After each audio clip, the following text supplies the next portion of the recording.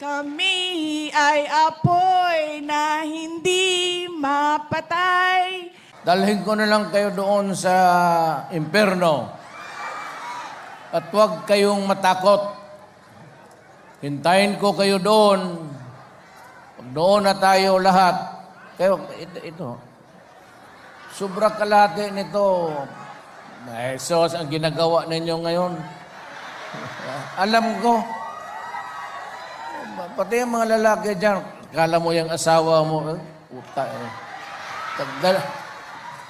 Paglakad na yan, dalawa ang...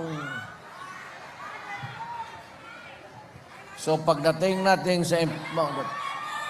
Tapusin ko na lang istorya. Huwag kayong matakot kay Satanas. Kasi pagdating ninyo, pakitaan ko kayo ng eksibisyon. Pupuntahan ko yan si Satanas sa trono niya at sampalin ko yung puto na ka.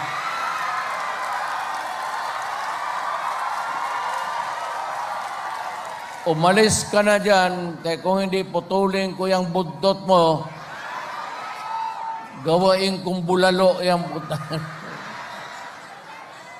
At sabihin, Satanas, tumabi ka na. Dumating na ang presidente ng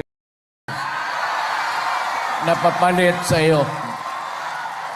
Yun lang mapangako ko. Wala na ako ibang mapangako. Wala na ako sa Kristo lahat.